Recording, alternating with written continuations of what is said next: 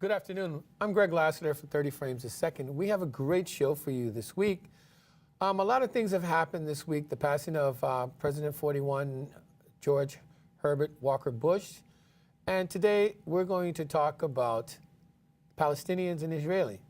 Don't go anywhere. We'll be right back. Mr. Secretary General, Chairman, Ambassadors, and Your Excellencies, good afternoon. It is with great honor and humility that I accept the opportunity to speak before you. As a scholar, as an activist, and as a citizen, I am profoundly interested in the plight of the Palestinian people, as well as the broader ethical, moral, and political implications of their struggle for freedom and justice, as well as equality. As such, this annual convening represents a critical intervention. It also represents a site of possibility. On the other hand, it shows considerable irony. As you well know, this year marks the 70th anniversary of the Universal Declaration of Human Rights. This declaration is produced out of the rubble and contradictions of World War II, and it was intended to offer a clear ethical and moral outline of the basic rights and freedoms to which all human beings, irrespective of race, religion, class, gender, or geography, are entitled. This declaration, of course, has been far from perfect, both in design and in execution. Too often we have framed human rights through the lens of the West. We've viewed it through the gaze of colonialism, and we have assessed them through the limited prism of our own experiences. Simply put, the powerful have too often attempted to universalize their own particular and local values. Still, the Universal Declaration of Human Rights has offered us a flawed but functional starting point from which to articulate basic moral and ethical ambitions as global citizens. These ambitions have been particularly helpful when attempting to keep track of the vulnerable against the backdrop of imperialism, exploitative economic arrangements, white supremacy, patriarchy, and all the other entanglements of the modern nation state. For this reason, it is indeed ironic and sad that this year also marks the 70th anniversary of the Nakba, the great catastrophe in May 1948 that resulted in the expulsion, murder, and to date, permanent dislocation of more than 1 million Palestinians. For every minute that the global community has articulated a clear and lucid framework for human rights, the Palestinian people have been deprived of the most fundamental of them. While the Universal Declaration for Human Rights says that all people are, quote, born free and equal in dignity and rights, the Israeli nation state continues to restrict freedom and undermine equality for Palestinian citizens of Israel, as well as those in the West Bank and Gaza. At the current moment, there are more than 60 Israeli laws that deny Palestinians access to full citizenship rights, simply because they're not Jewish. From housing to education to family reunification, it is clear that any freedoms naturally endowed to all human beings are actively being stripped away from Palestinians through Israeli statecraft.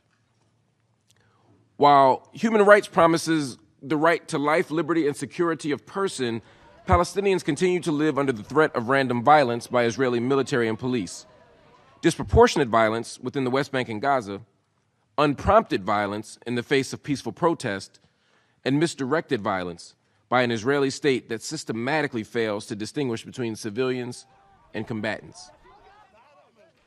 While the Universal Declaration for Human Rights protects us against torture and cruel and inhuman or degrading treatment or punishment, Palestinians continue to be physically and psychologically tortured by the Israeli criminal justice system, a term I can only use with irony. As human rights groups around the world have noted, the use of solitary confinement constitutes a clear and indisputable form of torture. Yet in the West Bank, Palestinians are routinely subjected to solitary confinement and indefinite detention, often without any formal charges being filed. Last year, the Israeli Supreme Court ruled that physical torture in, quote, exceptional cases, including ticking time bomb situations, constitute acceptable means by which to engage in torture. Although these exceptions are themselves a violation of the absolute human right not to be tortured, Israeli security operates in practice in such a way that nearly all Palestinian cases are viewed as exceptional. Nearly every Palestinian is understood to be a potential terrorist, thereby making them susceptible to ticking time bomb investigation tactics at all times. As such, Israel's practices are routinely in clear violation of the UN's Convention on Torture, which was signed by Israel in 1986 and ratified in 1991. While the Declaration of Human Rights insists that no one be subjected to arbitrary arrest, detention, or exile, Palestinians are routinely denied due process of law. West Bank Palestinians are regularly placed under administrative detention, a framework that allows them to be incarcerated for up to 6 months and can be extended after judicial review without being charged with a crime. The only thing needed for such outcomes is the ambiguous claim of a security threat, a claim used by the Israeli state at all times, at all costs, and for all reasons. Through this vagueness, Palestinians are routinely punished for their political views rather than any actual threat of violence. I'm in the middle of the fence because it's a very complicated situation. On one hand, Israel's got to defend itself. It's surrounded by, nations that want it totally out, okay? On the other hand, Israel is destroying Palestine. So what is the solution? But the one thing that I really hate, okay, is when Jews are considered Zionists. When I do a lot of business in India, okay, and around 1947, 1948, the British, they partitioned India into Hindustan, which is now India, and Pakistan, okay? They did the same thing that they did in Israel like a year later. And why they did that, they had to divest their colonies because Germany was after them. They didn't have enough money, they didn't have enough resources to continue keeping the colonies, okay? So the point is that the situation between Palestine and Israel, whatever it is, it's global. This is not just Palestine and Israel. This has to do with us. This has to do with India. It's got to do with the entire, what they call the Middle East, which is North Africa. That's right. It's got to do with all of us. So what I'm saying is, if you don't get involved, Trump has got no right to go in to Israel and say this is your Jerusalem. He had no right to do that. Why could he do that? The thing is that Trump is in India doing the same fucking thing. Amen. He's in India, where I do my charity, destroying the fucking country, destroying the economy, and Modi, who is now the Prime Minister of India, is just going along with it. Trump has got hotels galore all over India. Right. Briefly, I want to talk about a little bit about the UN. And the only reason I care to talk about it is because this is a tool and a strategy. The UN Commission for the Conciliation of Palestine was established in 1948. And it was supposed to serve the Palestinian refugees and resolve the issue of the Palestinian refugees. And there were 3 countries leading this: Turkey, the US, and France. What they managed to do, I think, by 1949 or 1951, was they managed to release approximately $40,000. Because we talk about the exile, we don't talk about the theft that the Israelis and the Zionists engaged in, right? The factories and the farms and the actual gold and money that they stood. I mean, they would put men, I don't know, I'm sorry if Samuel talked about this, they would put town elders and literally clean out their pockets as they were sending them to be refugees. I mean, very disgusting behavior. This is aside from the labor camps, right? So they managed to get about $40,000 belonging to Palestinian refugees released to them, and they managed to identify who the Palestinian refugees are. By 1952, the US insisted that the issue of Palestinian refugees was a state issue. An issue for the very state that exists specifically by transferring that population and identifies itself only in opposition to that population. That's its identity, right? By 2000, the US refused to allow the issue of refugees to be addressed by the UNCCP, which continues to operate, and all it does is have one paragraph. So just keeping in mind the UNCCP exists, what and how cannot be used, right? Then you have UNRWA, and UNRWA has been a great service. 1948, it was supposed to have a temporary mandate until the repatriation of Palestinian refugees. 1948, 70 years of a temporary mandate. And it was supposed to provide, as Jihad said here, give them some food, right? fix their tents, make them, small little prisons that they can, populate into, kind of like encampments, because the camps are basically these kind of mini Gazas, is really what you have in these refugee camps. And they were supposed to employ Palestinians in public works. And that would have been a noble thing to do, because public works really has an eye towards repatriation and reintegration. Well, that didn't last very long at all.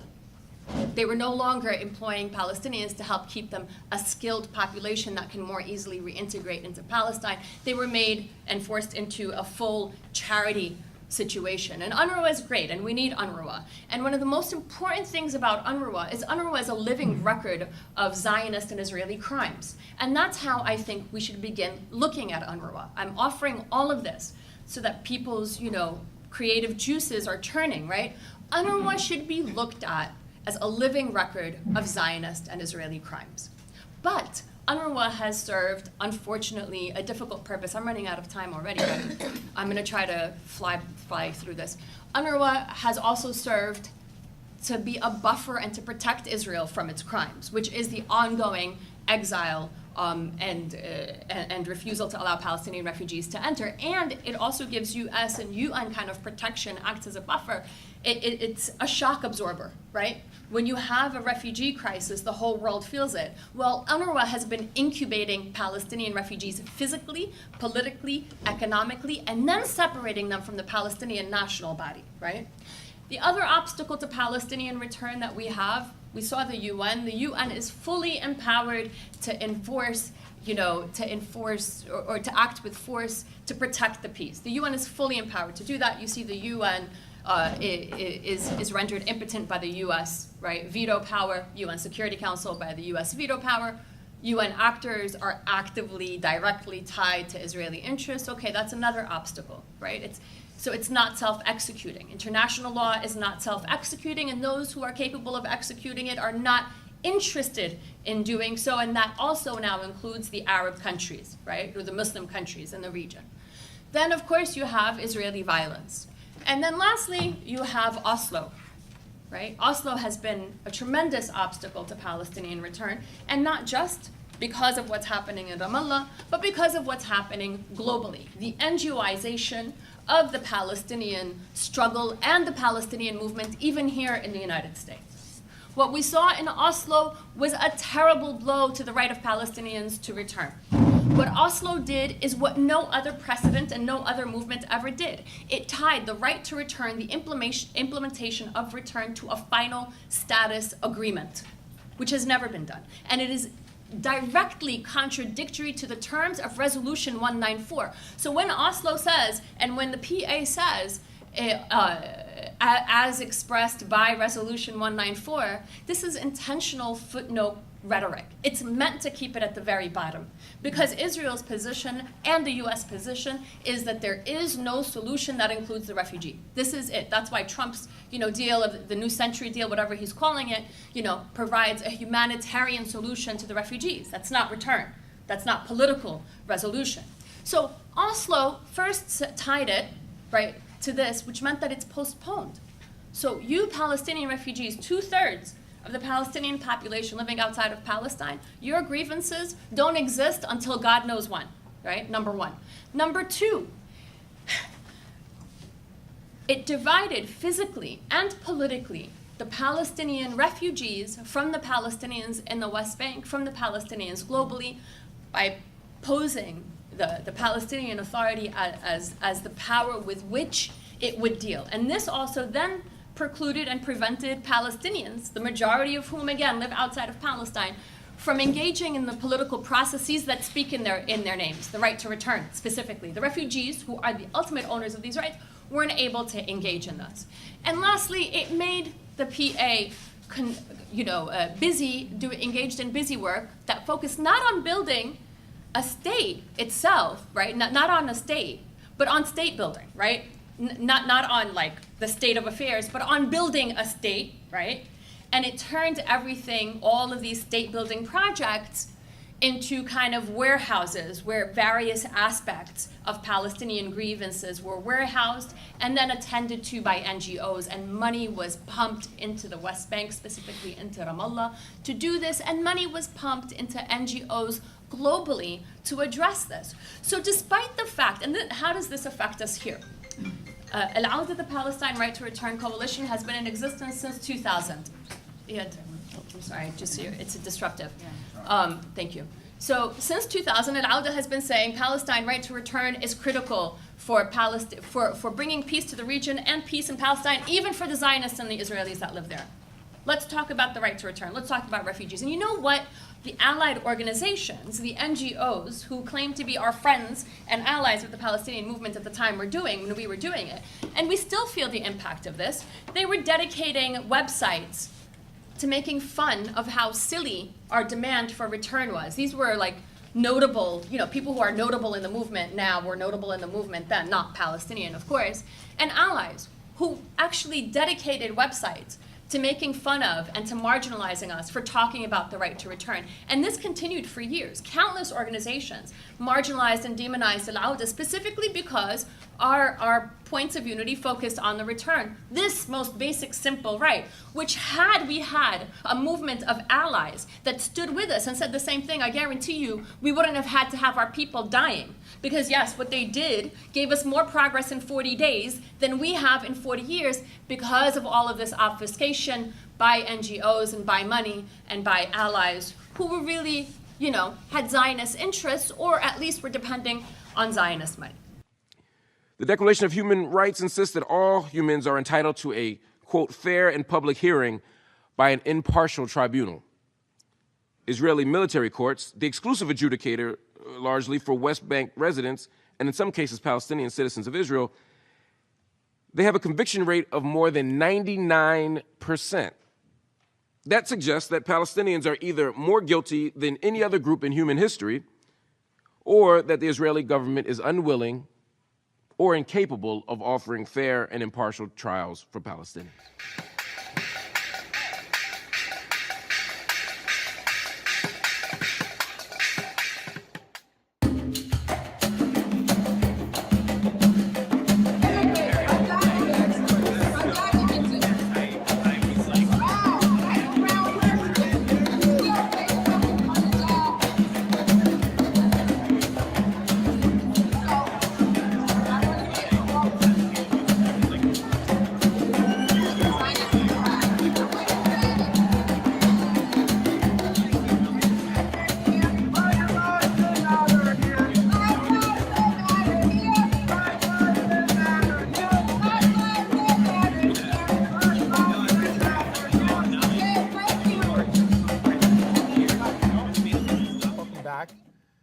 Wow.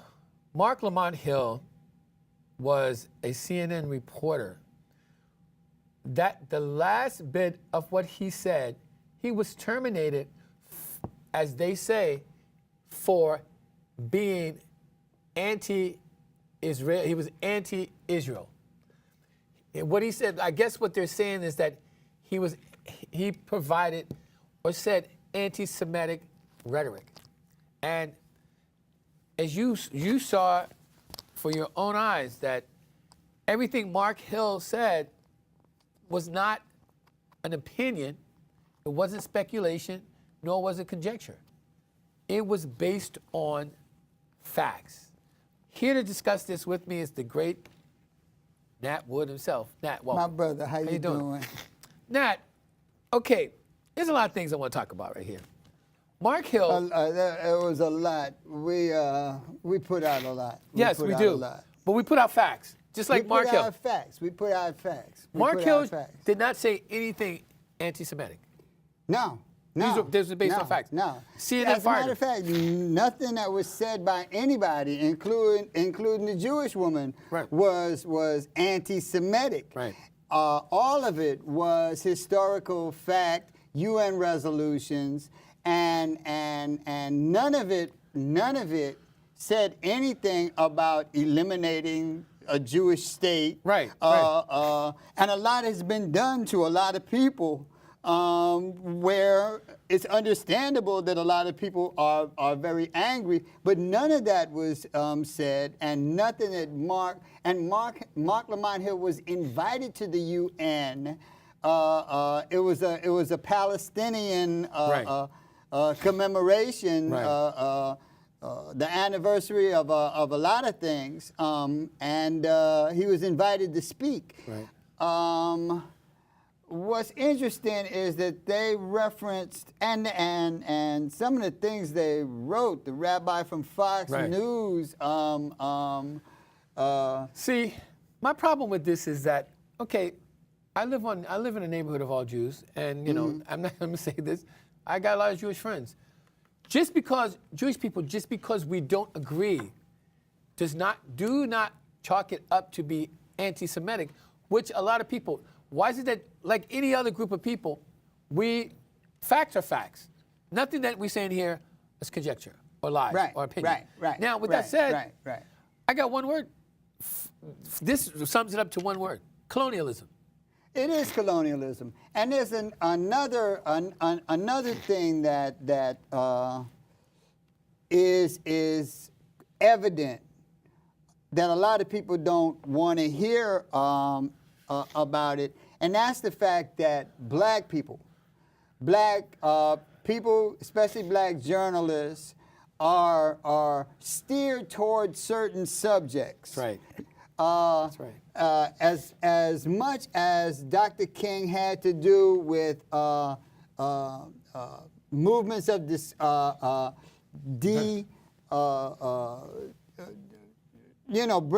ending discrimination in the South. Civil rights. That's not what got him killed. No. What got him killed was him talking about two things specifically. The sanitation workers and the Vietnam War. Right. And he was instructed to stay out of that. Right. That's right. Stay out of that. Stick to the Negro stuff. Right. Just stick to the Negro stuff. That's right. It caused a whole lot of stuff, but it didn't get him killed. Right. Colin Kaepernick, when he took the knee, there's been lots of white people who've taken the knee and said the same thing. Protested. None of them was banned from football for life. Right. Kaepernick was with the afro. Right. So when you talk about colonialism, and let's get something straight, because between white people, Europeans, yes, and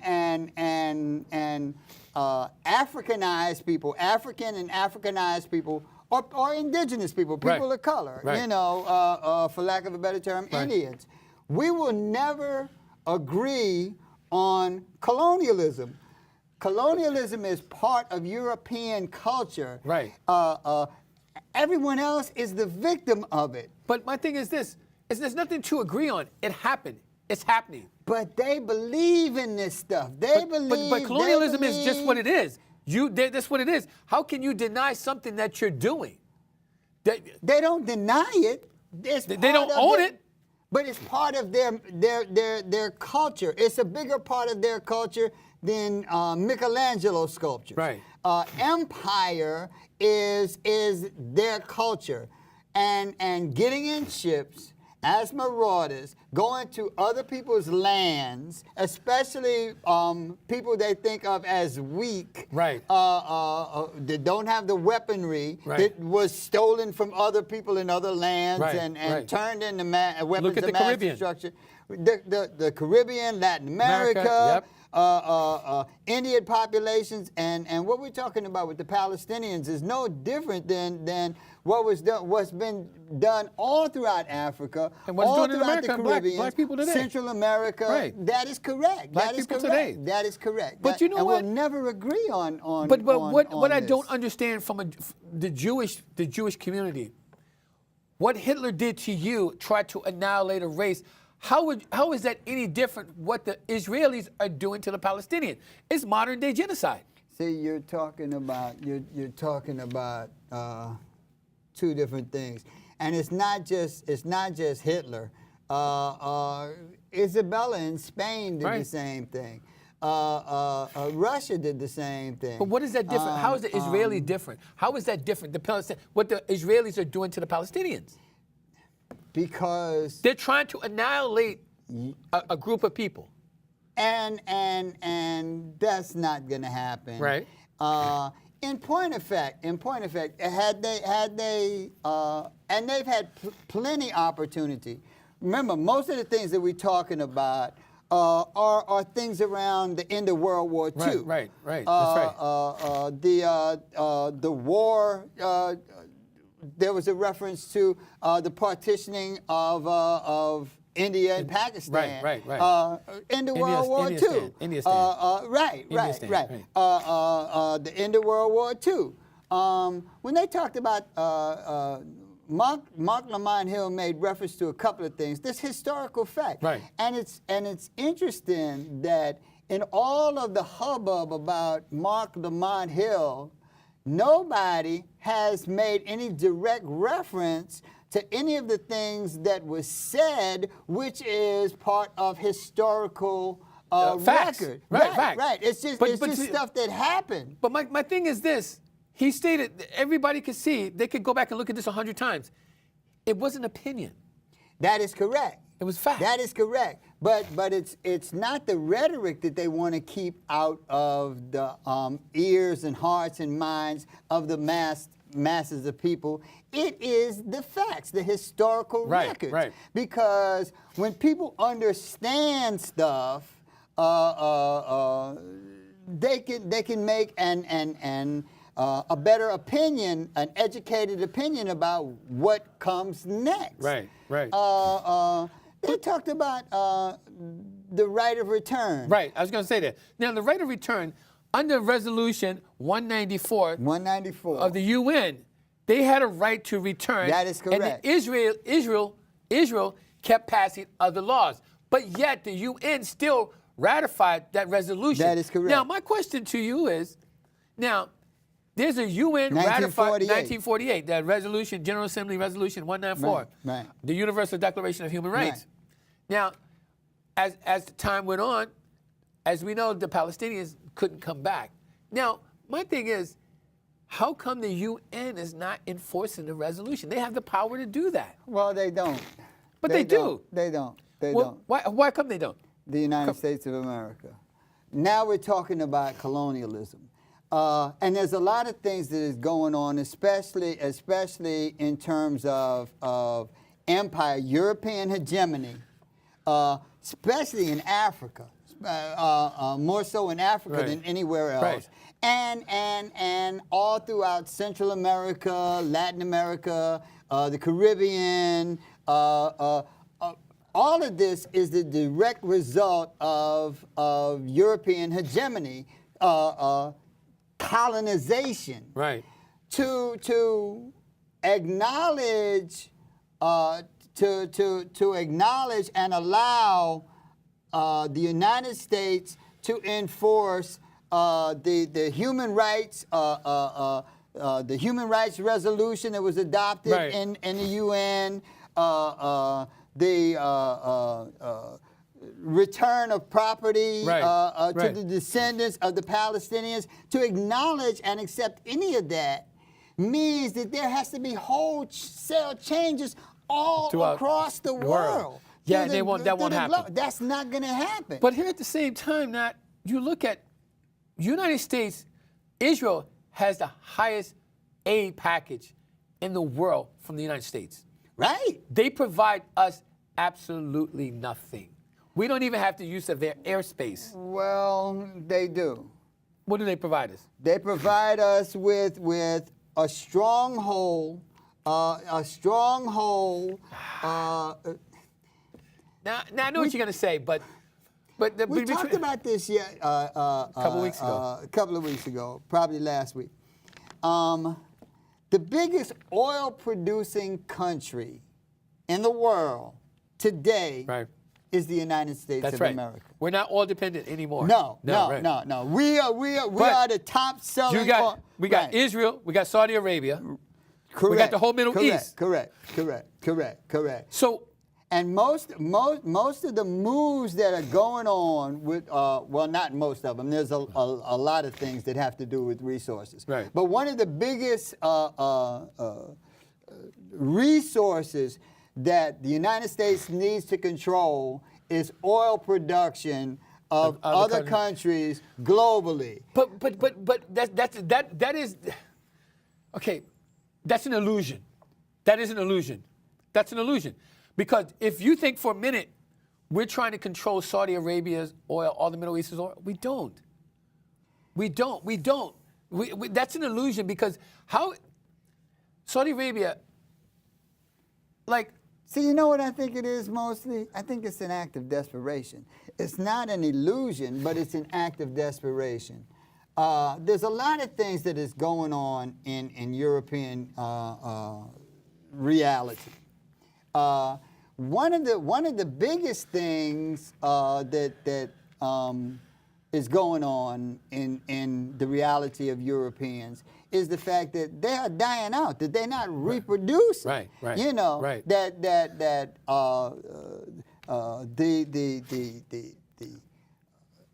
blood of Africa more and more is running through everything and everyone, and you can't stop that. But if you look at the health the health organization with the vaccines that they're putting over in Africa, and this is a fact that they're trying to stop Africa from reproducing.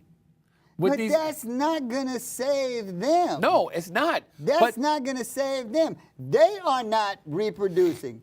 There's no true bloodline. There's no true bloodline, and to maintain this illusion of whiteness, Right. means that they can only breed with other whites. Right. Nobody else on the planet has that restriction. But here's the thing: Hitler tried that. Epic And fail. it's not even Africa. But first you have to, because even if it was possible, which is not, it's just stupid to even think of it. But even if it was possible to get rid of Africa, Right. you still are not producing. Right. That means you would next have to get rid of all the Asians. And all even the if you Indians. could get rid of everybody but yourself, You still don't have enough. There's nothing to do but can't do- inbreed yourself into a, well, It is I what it mean, is. It's true. It is what it is. It is what it is, right. You know, But- and they have a very difficult time accepting the reality of nature itself. But Nat, see, this is the problem. Like I look under the Obama administration. He cut off the aid to Israel. He cut a lot of it off. Right. But Trump is back in full force in the thick of it. Now, it doesn't take a rocket science to figure this out. Israel and Palestine, you take it back. You're trying to destroy a group of people who was there first.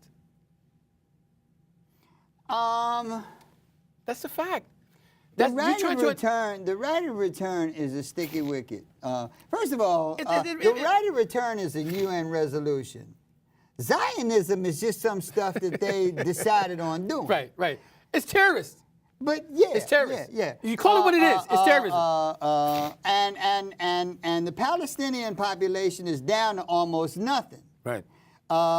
There's only like 50,000 or so Palestinians in there Right.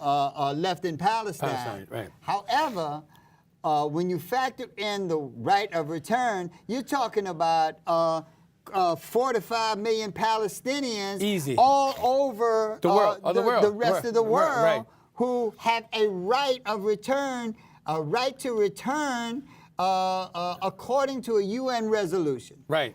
Now, And 5 a million ratified, okay, there's a difference between a resolution. That is correct. This is a ratified, resolution. That is correct. Right. This is settled law. This Right. is a done deal. Right. Okay. Now, what happens when you bring 5 million Palestinians back? You create a nation. Yep. You got a whole nation. You got a nation. And that's reproducing. That is correct. Right. But you only have 2 moves at your disposal. Right. You can either keep this from happening, or you can behave in a way that is global in nature. First of all, nobody hates the hand that feeds them. Right. If they treated the Palestinians even halfway decent so that the Palestinians could build on their own land, make money, Right. Get Have a life. education, Right. have a life, they'd have friends forever. Right. They'd have friends forever. But let me ask you something. Why do you think, given the history of Israel, given the history of Jews, and what happened to them, why do you think the Jews will not allow the Palestinians that? Well, first of all, Israel, I won't say the Jews, Israel has undergone the same thing that is happening now in Europe, the whole Brexit thing, is happening now in Brazil, is happening now in America Right. with Trump. Right. The resurgence of white supremacy in government has brought about a confrontational atmosphere with white supremacists and all other peoples of the planet. Right. We see that in Brazil, where they just hired. They just elected a Trump-like person. He's worse than Trump. Right. He's a military nut. Right. He's dictator. a psychopath. He's a dictatorial psychopath. Right. But then Trump is most at home among dictatorial psychopaths. Right. Putin and all of those guys. Right. Whether you want to believe it or now, Bibi Netanyahu is a dictatorial white supremacist. Absolutely. So they have formulated this strategy, and as long as Israel believes that it has all of the weapons and the might of the United States at their disposal. But right now, who gonna kick their ass? Nobody. Russia? Nobody. Russia is a white. It's not even about countries anymore. Right. Trump is. It used to be about the Cold War and this. Right. Now it's just white folks against the world. But then again, if you look at the white folks in the world and everybody else, we outnumber everybody else. Well, white folks is against other white folks. White supremacists have found a way, in spite of the fact that they are not even the majority of white people, at least politically. Certainly white privilege, all white folks like having that privilege, you know. But as far as being, well, they kind of do. Okay. But as far as being hardcore white supremacists at war with every other species on the face of the earth, they are not a majority of white folks. Right. But they have found ways to use the political systems to gain power and control, and use that power and control to snuff out others who would come against them. But here's the problem with that. The white supremacy are so ignorant, majority, except for even the people in power, that they're not going to snuff out anybody who doesn't get on board or they try to overpower, because we outthink them and outmove them. You see what I'm saying? It's like a chess game. It's a chess game with the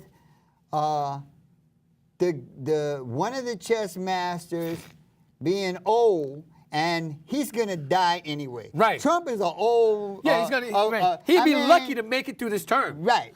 Well. Yes. But all of those guys we're talking about are all old white men, and old white women who are in control. Look at Congress. Look at control. But look at Congress now. Right. How all the old white men are dying out. Right. And white women. But the things that they are doing,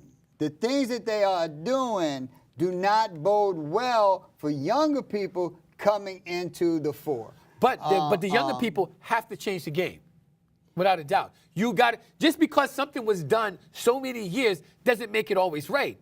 The dude walked out of the Paris Accords. Right. This is not good for young people coming into the but he's going to be dead before. We can get back in He Paris might Accord. take the last breath. The last breath available on planet Earth. Trump is going to suck it up and then die. Right.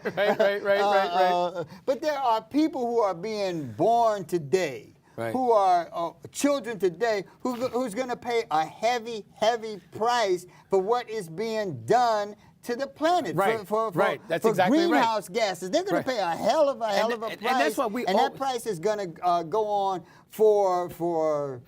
I mean, that's what we- beyond my ability to even conceive of how long this is going to take to rectify. But here's the problem, and that's what we always tell you youngsters out there. You have to be a part of it, because we're going to die. Right. So right.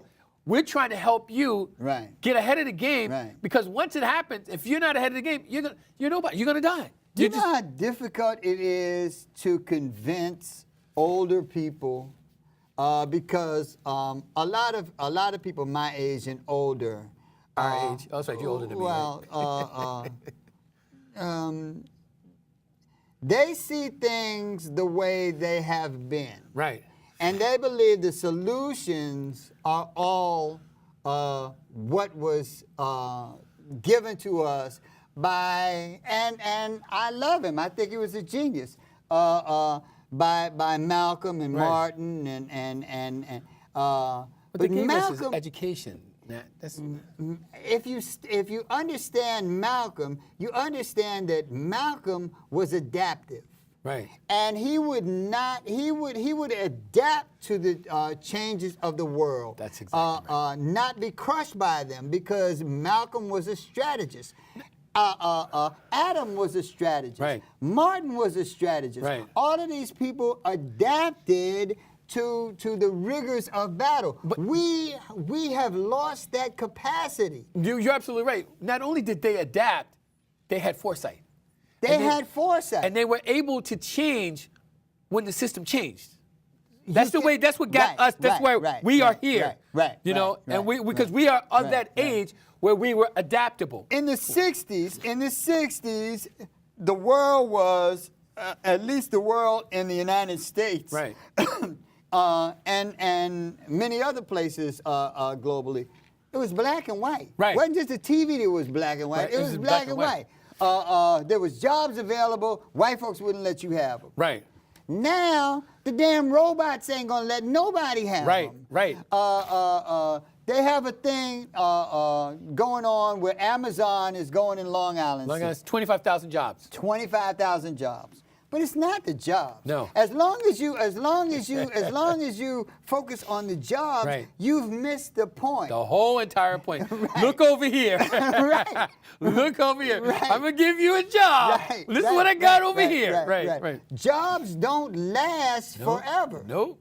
And the biggest deal that is happening is that home values have grown exponentially. They've shot through the roof. Let me just tell you this: Long Island City, if you lived there for 30 years, you bought your house for $168,000. Right. Now your house is worth almost $2 million. Almost $2 million. $2 million. And you can go to other places. You can cash in for $2 million, go- move somewhere else, And live like pick up damn near a mansion for Right. $250,000, Right. Easy. and put the rest of it in your pocket. Yep. Live off the interest and live like a king Right. all the days of your life. You think that's gonna happen? Yes. Yeah. Yes. Long Island City's Yes. Queens is changing. Yes. Yeah. Because those people who don't vote and rent don't have as much political juice No, they don't as have any those political people who own homes, pay taxes on those homes, and once they see that golden goose available, it's in there. Amazon is coming in. Right. Okay, and whatever can't jobs stop they progress. promise, You can't stop progress. Amazon is above and beyond. It's not Walmart. No. It's not Walmart. No, it's not. Amazon is a technological juggernaut. That's always constantly changing. Always evolving, Right. always changing. Because do you remember back Right. in the day, the Walmart robot will have your job. Yeah, but you know what? Like you say, Nat, the only jobs that Walmart, other than the corporate jobs, Most of them are Rapping, assembly. right. Put the and popcorn. we don't need humans to do that. As a matter of fact, the word I referred to someone as a Luddite. They thought it was.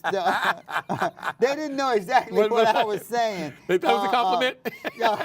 Well, no, they thought I was talking about something with Planet of the Apes, or whatever that Jules Verne thing is, where he goes back and the people live in the ground. Right. No, Luddite is actually a phrase that was that came out of England. Right. And it was the mechanization. Machines were eradicating the jobs of human beings, and there was a movement, a labor movement that came about because of this thing. Right. And it was dubbed the Luddite movement. They're not quite sure what it was. It was named after somebody or something. It's a little spastic as to where that came from.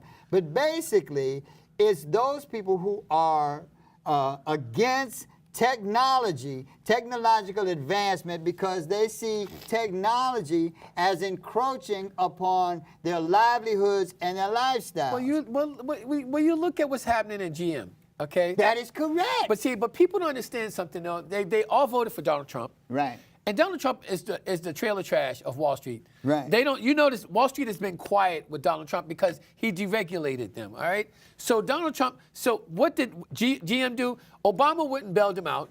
GM promised Donald Trump, if you gave us tax break, we would provide 6,000 jobs. They got the tax breaks. They provided 1,200 jobs, and laid off almost 15,000 people. Also, nobody can save poor people except poor people. Right. It's a race against time and a race against death. No matter, again, assembly jobs do not, and less and less are becoming more and more becoming less and less dependent upon human beings. Right, because you don't need them. As a CEO, I'm a CEO. Now, you look at, in America, if I had to produce something, right, I got to contend, just one person is going to cost me $200,000. We're talking about benefits, 501k, retirement, benefits, and salary, and union. Okay, now, if I can outsource that for a third of it, why wouldn't I? Because look, you think GM's profit last year was $6 billion. I'm gonna bring it home in a way that's even more personal. When I first started doing this, I've been doing this a while, like quarter of a century. Right, easy. When you just got the award. yeah, the old man award, the old man in the sea award. But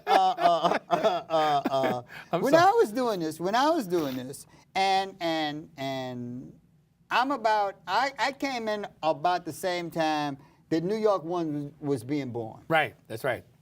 Now, when I came in, New York One, every reporter had a camera person that accompanied them everywhere. Yep. Everywhere. They had camera people. Yep. They had editors. They had all of that stuff. Right. And here we come, we public access dudes, and we do everything all by ourselves. We were the cameraman. Right, Hey, look, right. we used to put the camera. We used to put. Man, look, we used to put the camera on a tripod, go in front of the camera. That's right. Sound, do the sound, do the editing, everything. Chase the stories ourselves.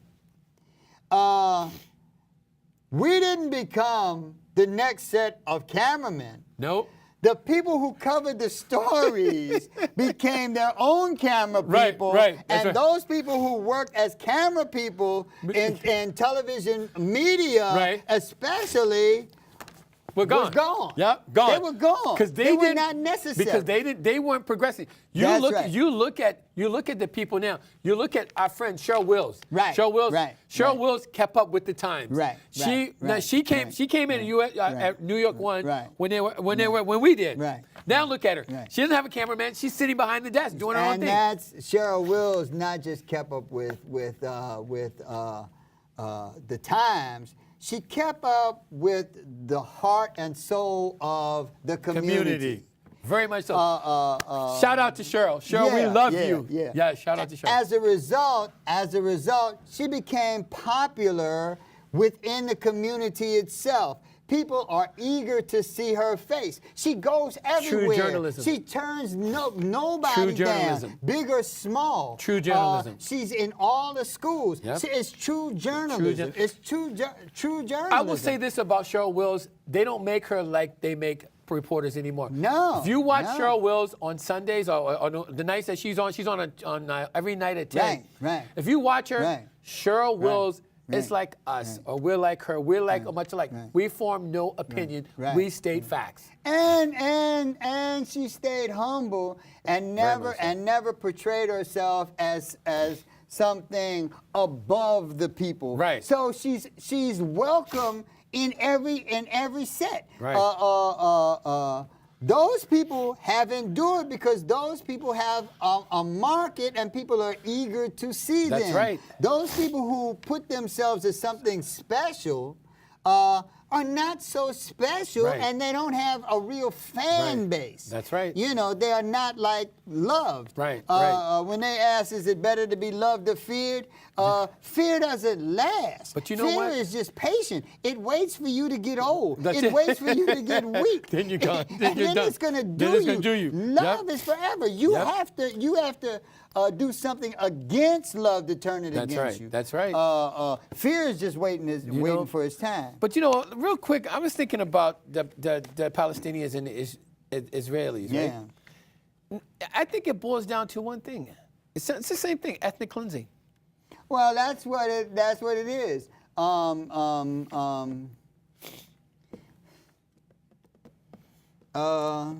Well, white supremacy. White supremacy. White supremacy is ethnic cleansing. But you know what? White supremacy runs really deep. And people, we don't sit here and just blurt out white supremacy. Go and understand what white supremacy Right, is. right. You know, we know white supremacy and racism is different. Right, You have right. to understand the difference between. Oh, yeah, You have to understand, yeah, just like you yeah, have to understand the difference between wealth Yeah. and being rich. Right, You right, know, right. white supremacy runs deep seated. Right. You know, and you guys got to really. And it's an ideology. You know, Right. And that's a lot of things people don't understand. We're talking about an ideology. We're not simply talking about a group of people, Right. Because it's bigger than a group of people. That's exactly right. And white supremacy is so prevalent that it actually is in the hearts and minds of everything and everyone in the entire world. That's exactly so right. even if you got rid of all the white people, you'd still have white supremacy. That's exactly right. Because we have all become just a little more white supremacist in the Right. way we do things. That's exactly right. That is the danger. That's exactly you right. you have to combat this thing, but you can't become this thing. Right. Because this thing is the thing that's destroying the planet itself But- and all the people in the And planet. that's why I think the Me Too movement has just got caught up. Right. You know, the Me Too movement was supposed to be about women in Right. general. Right. But white supremacy has crept in Right. to say, look, okay, yes, it is about women. Oh, Right. it's about white women. Right. Right. So and right. then don't get Right. bamboozled by, okay, I'm part of the Me Too movement, because you're really not. You need to stay on top of it and be part of it, be a true part of it. Because as always, the thing holding all of this together is rooted in white supremacy. That's right. Until you eliminate that ideology, there's going to be problems. That's I right. don't care whether you call it the women's movement. Right. I don't care where the gay movement is rooted in white supremacy. That's exactly right. There are different levels when you talk about gays and transgenders. The rules are not equal all the way across the board. Across the board, based upon your sexual identity. Right. It is also contingent upon your race and economic factors. Absolutely, absolutely. Economic factors is economics and race is the two main factors in anything. And those are the primary weapons of white supremacy. Right, So when right. we talk about eliminating white supremacy, the ideology. Right. The ideology. We're talking about literally eliminating all of the crap Right. that makes life a living hell, and right. and is bringing the planet to the Gonna brink of imploding. destroying Yeah, itself. that's exactly right. Well, we got a couple more minutes, and I want to say, guys, you know what? We have about 2 more shows before this year is out, right? Yeah, just one. Just one. We got one show that's Yeah. next week. So, guys, you know No, what? the We got day two more. before, we got two more more. shows. Right. 2 more shows before this year is out. And, guys, I want to say 2018 has been tremendous for me as a person. It's been tremendous for us as a team. It's been tremendous for the whole crew at 30 Frames. And we're still going to show new stuff. We just won't be in the studio. It'll be like right. We're gonna do a show from the airplane. we got a couple of we're gonna do a show from but the airplane. that's next year. That's next year, that'll be 2019. presented next year. Right. But we still got some stuff. But we won't after the 18th. We won't see you again. Right, until the first of the year. Right. But I want to tell everybody, I want to say thank you so much for watching us. We'll be back next week. And just remember, I'll let Nat have the last words. Remember this, shoot for the moon. If you miss, guess what? You're still among the stars. And I'm Greg Lassiter. Nat? The things that we were talking about, and I got a couple of minutes, so I'm stalling for that. Yeah. Oh, you can talk, brother. You can talk. We never even got into the resolution about universal human rights. All of these are UN resolutions that was adopted. And the resolution for human rights, it has like 22 things. And the premise is that all people must be treated equally with dignity and respect. And the words in there says, irrespective of race, gender, all of these are UN resolutions in regards to human rights. Right. There is a reason why the United States pulled out of the Human Rights Council of the UN.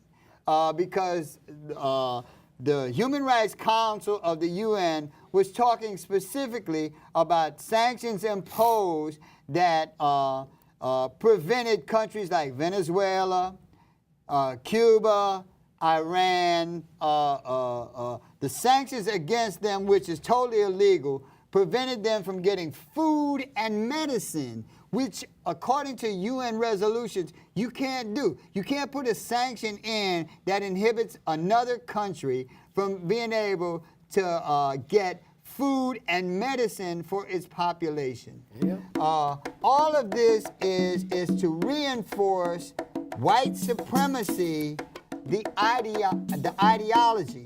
And the ideology is not just a poison, a venom to people of color. It's a poison to white people because it's a poison to all the people of the planet and all the creatures of the planet. But we'll see you next week. That's great. I stalled as long as I can. That's good, though. We got 10 seconds. We'll see you next week. And Thanks, everybody. Peace. We out. Brother, always good. Always good. All right.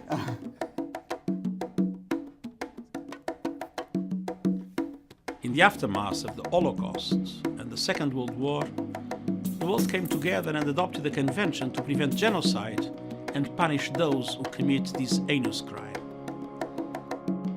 70 years later, the prevention of genocide remains a cardinal task for our time. That is why I launched an appeal for every country to ratify the Genocide Convention. I urge the 45 remaining states to do so without delay.